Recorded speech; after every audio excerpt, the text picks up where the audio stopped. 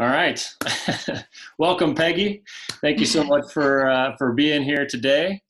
Um, so, like I said, today I'm sitting with my friend Peggy. We'll talk a little bit about your mission and what you've been trying to accomplish. It's a very powerful message that you've been spreading.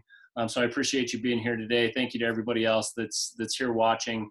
You know, the whole purpose of this show is really just to kind of spread the good word about what we as humans can all be doing differently and doing better to make the world a little bit better every day. So let's just jump right into it. Peggy, can you tell us a little bit about what you're doing?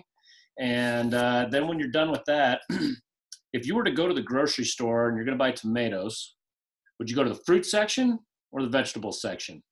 Am I supposed to answer that one right now, Dan? Either whatever order you want. Okay, well, I consider tomatoes to be a vegetable, so I would be going to the vegetable section in produce where we have vegetables and fruit combined. So There you go. yeah, but Dan, thanks so much for having me on today. This is really exciting, and I really appreciate you, and I want to congratulate you on your recent accomplishments of writing the book. So congratulations. That's amazing that we are fellow authors here and that we are out changing the world. So yes, Dan, you asked me about what I've been up to. And as I said, that we're both authors now. I recently finished a book, and it is called Life After Child Loss, The Mother's Survival Guide to Cope and Find Joy.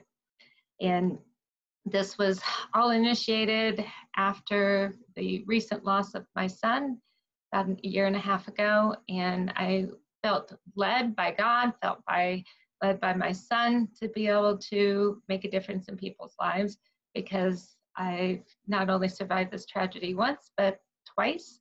And in between the two, I've acquired multiple tools and resources which have helped me. And I felt that if I didn't share those with the world, that I would be not doing what I was meant to do.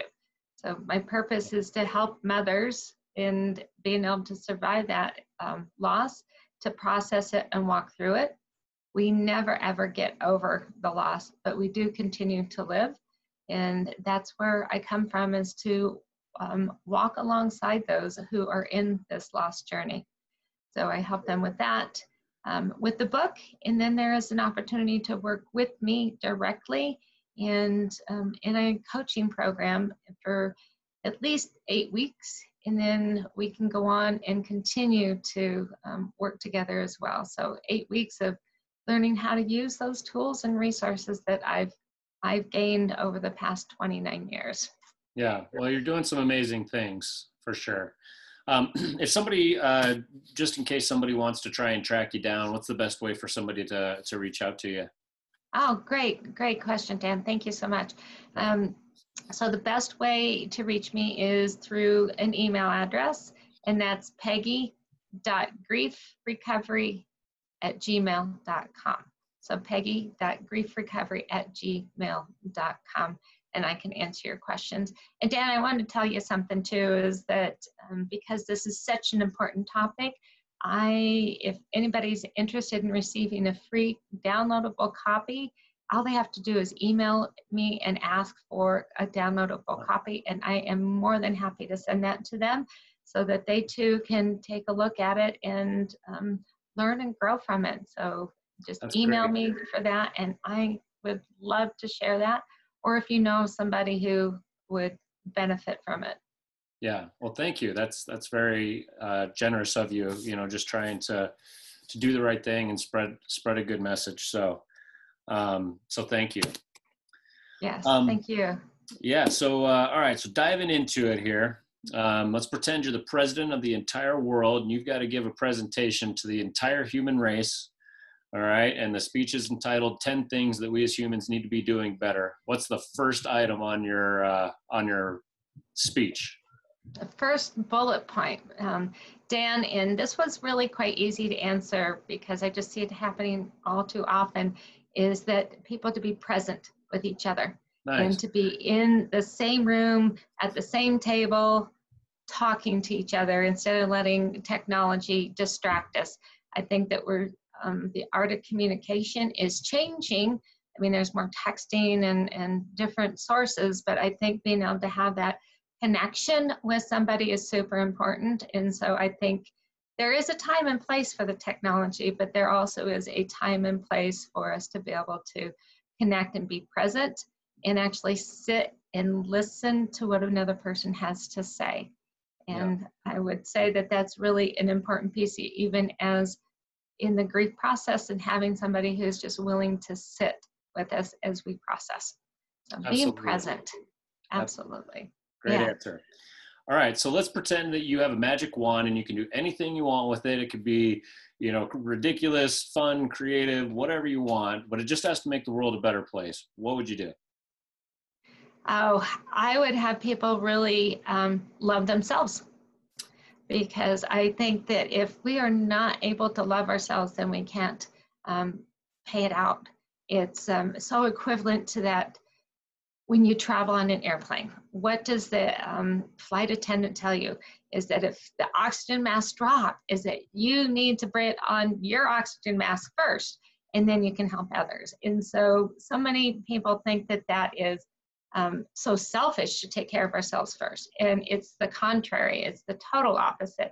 If you can take care of yourself, then you have the strength and the tenacity and the wisdom to go on and help others.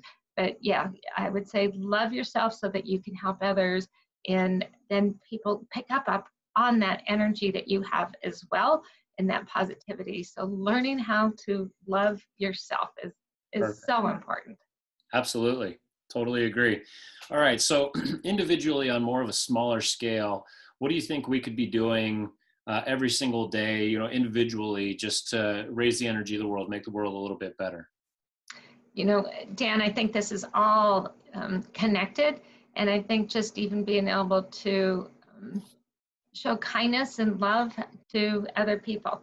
I think that's something that we have a tendency to forget, because we don't receive that emotional response if a hurtful text is sent, or a hurtful message on social media is sent. So I think that we really need to be able to understand that that's not where we need to be. We need to be able to understand people's emotions and see that feeling. Yeah, absolutely. All right. So is there a book, a podcast, a movie, a person, anybody that you think is inspiring the world to be better, putting a good message out there, raising the energy, that you'd like to recommend to anybody that's watching? Yeah. You know, I have been a fan of Oprah Winfrey for many years. I love her story, that, you know, how she came up from her home and how she made it into news, and then even into broadcast and owning her own network. But it's that story, but also that content which she carries within it. And so more recently, I've been listening to Oprah Winfrey's Super Soul Conversations, and where she has interviewed so many people and really gets down to learning about them. She's had presidents on there, she's had movie stars on there.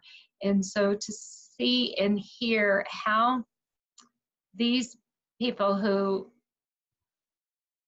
we've seen in the limelight but don't know the behind the scenes, is to really the trials and tribulations that they've had and what they've used in order to be able to move through and process the difficulties that they've faced. And so she brings that out in her guests.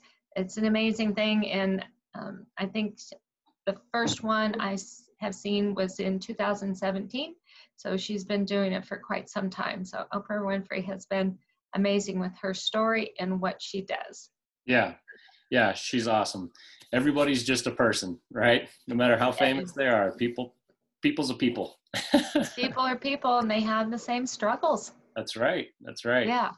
All right. Well, so before I let you go, I got one more mystery question for you here. Mystery question. Yeah. Yeah, Would you rather sing in the rain or dance in the mud? Oh boy, I think that's probably more of the question of the people around me. You know, I love to sing. I sing in the car, but then dancing is one of my passions. So I would say probably more dancing in the mud caused by the rain. Oh, there you but go. but dancing in the mud, I love to do that. I All think right. it's a really good way to express yourself and have fun, get rid of some stress, and be with community and that connection and that bonding. That's exactly That's right. a fun question, Dan. Thank you. Yeah, thanks for your answer. Well, thanks for joining me and you know, being so open about everything and for everything that you're doing just to make the world a better place. You're doing some amazing things, and thank you to everybody that stuck around and watched the show here today. Remember, I'm coming for you next. Let's make the world a little bit better every single day, one conversation at a time. Thanks again, Peggy. Have a great day. Okay, thank you, Dan. All right. Bye.